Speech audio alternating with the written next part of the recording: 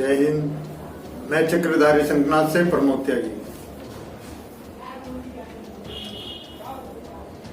मेरे विचार से अभी तो जनता की समझ में आ ही गया होगा कि टिकैत यानी डकैत Kejriwal, Sonia Gandhi, RLD, RJD, Samajwadi party, ये लोग चाह क्या रहे हैं। इन लोगों की क्रूरता की हद हो गई। ये लोग इतने अपने अस्तित्व से गिर चुके हैं, अपने जमीर से गिर चुके हैं कि इन लोगों को न देश की जनता की, न देश की प्रॉपर्टी की, न देश में समाज की, किसी चीज की इनको लोग लज्जा नहीं रही। ये सिर्फ अपने स्वार्थ के लिए इतनी बुरी तरीके से गिर चुके हैं कि ये कुछ भी कर सकते हैं। अभी हम राष्ट्रपति जी से, मोदी जी से और सुप्रीम कोर्ट से आग्रह करते हैं कि पैरामिलिट्री फोर्स बुलाकर उनको ऑर्डर दे देना चाहिए और इन लोगों को इतना मारना चाहिए कि 6 महीने तक, जो इनके समर्थन वाले भी हैं वो भी 6 महीने तक बिस्तर पर पड़े रहे। लेकिन हम अपने संविधान से बंधे हैं, हम अपने कल्चर से बंधे हैं, ये हम कर नहीं सकते। तो फिर क्या होगा? ये आतंकवादी तत्व के लोग हमारे देश को बर्बाद करवा देंगे और दूसरे के हाथ में सौंपवा देंगे, क्योंकि ये आज की डेट में यही चाहते हैं। सोनिया गांधी इटली की है, उसकी औलाद के अंदर भी भारत का कोई कल्चर नहीं है। ये सारे फरंगी ही हैं। लेकिन देश की जनता, कुछ कथित लोग इन लोगों के पीछे दीवाने हैं। इनको देश के बारे में किसी चीज का कुछ वो नहीं पता।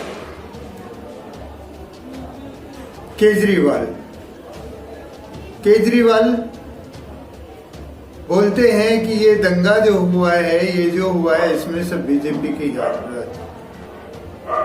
आदमी तुम्हारे मिलते हैं, टॉयलेट की सुविधा तुम कराते हो, बिजली की सुविधा तुम कराते हो, पानी वहां पे तुम भिजवाते हो। 2014 में आपने एक लिस्ट निकाली थी देश के सबसे करप्ट पॉलिटिशियंस की। 2014 की जो लिस्ट है उसमें Kapil Sibal, A Raja, Mayawati, Mulayam Singh, P Chidambaram, Suresh Kalmadi, Jagan M Reddy, Kamal Nath, Sharad Pawar, Nitin Gadkari, Sushil Kumar Shinde, Veerappa Moily, Mulayam Singh, Pawan Bansal, Naveen Jindal, Sriprakash Jaiswal, Yeddyurappa, Anurag Thakur, Tarun Gogoi, Anu Tandon, Salman Khurshid, Avtar Singh Bhadana, GK Vasan, HD Kumaraswamy, MK Alagiri, Praful Patel, Ananth Kumar. ये लिस्ट आपकी थी। इनमें से ज्यादातर लोगों के साथ आजकल आप ऐसे खड़े होते हैं हाथ से हाथ मिला के। देश की मजबूरी है, बीजेपी को हराना जरूरी है।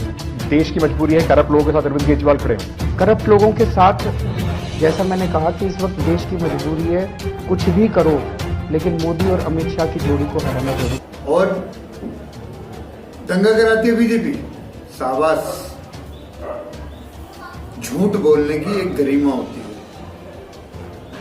लेकिन तुम इतने नीच स्तर के लोग हो गए हो कि तुम्हें ना किसी की सीमा का मतलब, ना तुम्हें देश से मतलब, तुम्हें सिर्फ अपने स्वार्थ के अलावा किसी चीज से कोई मतलब नहीं। केजरीवाल, तुम्हारा अस्तित्व इतना गिर चुका है कि तुम अपनी लड़की को भी बेच सकते हो अपने स्वार्थ के लिए।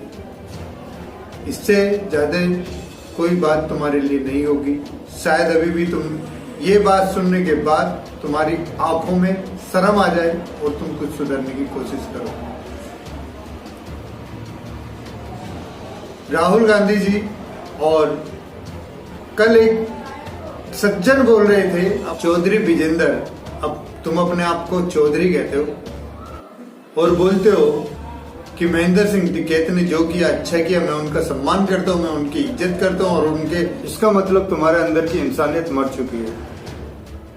क्योंकि तुम कांग्रेसी, आरएलडी, आरजेडी और आम आदमी पार्टी के, जो समाजवादी पार्टी के जो लोग हो ना, तुम्हारा स्तर इतने गिर चुका है, इतने गिर चुके हो, तुम इतने नीच हो चुके हो कि तुम्हें सिर्फ आतंकवादी अच्छे लगते हैं, तुम्हें देशद्रोही अच्छे लगते हैं, तुम्हें भारत का झंडे का अपमान होना अच्छा लगता है, तुम्हें एपीजे अब्दुल कलाम रोड पे आतंकवादी बम विस्फोट अच्छा लगता है, तुम्हें महिलाओं को ट्रैक्टर से कुचलना अच्छा लगता है, यही तुम्हारी इंसानियत है ना।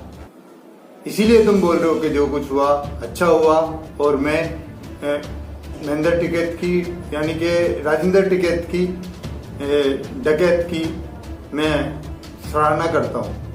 वाह, तुम्हारे इस बयान का तो रिकॉर्ड ही नहीं, क्योंकि तुम इतने नीच घटिया किस्म के आदमी हो, कितने नीचता के साथ तुम पैदा हुए होगे ये तो तुम्हारा जमीर ही जानता है, और कितने नीच तुम हो चुके हो ये भी तुम्हारा जमीर ही जानता होगा, क्योंकि तुमने अपनी सारी गरिमा खो दी। एक मोदी के विरोध में तुम इतने पागल हो चुके हो, इतने पागल हो चुके हो, तुम देश का सम्मान, औरतों का सम्मान, देश के तिरंगे का सम्मान, मिलिट्री का सम्मान, पुलिस फोर्स का सम्मान, को न्यायालय का सम्मान, संविधान का सम्मान और संसद और पार्लियामेंट का सम्मान, यानी कि तुम्हारे अंदर किसी चीज की गरिमा ही नहीं है। और तुम्हारी जब ये कांग्रेस थी ना, तुम्हारी कांग्रेस इतनी नीचता भरी थी कि अगर ये आंदोलन तुम्हारी कांग्रेस के टाइम पे हुआ होता तो अब तक इन लोगों में से कम 200-400 आदमी मर चुके होते और ये किसान आंदोलन खत्म हो चुका होता। इतना कुछ होने के बाद भी मैं नरेंद्र मोदी जी का धैर्य की बड़ाई करता हूं कि उन्होंने आज भी अपने धैर्य को संभाल के रखा, अपने स्वाभिमान को बचा के रखा। इतना कुछ होने के बाद भी वो आज किसानों के पक्ष में ही बात कर रहे हैं, लेकिन तुम लोग इतने नीच हो कि कुछ कह नहीं सकते। वैसे तो राकेश डकैत ने तो बोल ही दिया है कि जितने भी इंतजाम हो रहे हैं वो अरविंद केजरीवाल करा रहे हैं, और उनका सारा अरेंजमेंट जो है, आंदोलन जो करा रहे हैं अभी अरविंद केजरीवाल करा रहे। तो कजरू केजरीवाल, अब की बार तो तुम आ गए, गलती से जनता को लालच आ गया। अभी उन्हें पता लगा होगा कि ये राशन और बिजली के बिल का कितना बड़ा उनको भुगतान करना पड़ा। शर्म तो मुझे उन जनता से भी आती है जिन्होंने इस केजरीवाल को एक लाइट के बिल के लिए और राशन के लिए इसको सीएम चुना। दिल्ली की जनता का अस्तित्व भी वैसे गिर ही चुका है, क्योंकि वो इतनी लालची स्वार्थी हो चुकी है। अगर उनके अंदर स्वार्थ नहीं होता तो एक केजरीवाल जैसा दरिंदा शैतान इस सीट पे नहीं होता। ये इस सीट के लायक तो क्या है, उस सीट के चपरासी के लायक भी नहीं है जिस सीट पे ये बैठा हुआ है। लेकिन हमारे देश का दुर्भाग्य है कि ऐसे कुछ चंद लोगों को सीट मिली हुई है जो उसका दुरुपयोग कर रहे हैं। जनता को अभी जागना होगा। अगर जनता नहीं जागी तो ये देश खतरे में है।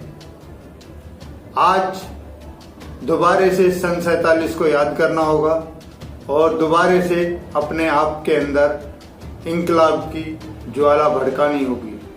जब ही इस तरह के भेड़ियों का खात्मा होगा। आज जरूरत है हजारों नाथूराम की, आज जरूरत है हजारों भगत सिंह की, आज जरूरत है हजारों सुभाष चंद्र बोस की, आज जरूरत है हजारों चंद्रशेखर आजाद की, जो इन दरिंदों से देश को बचा सके। इसी के साथ मैं अपनी वाणी को विराम देता हूँ। वंदे मातरम। जय हिंद।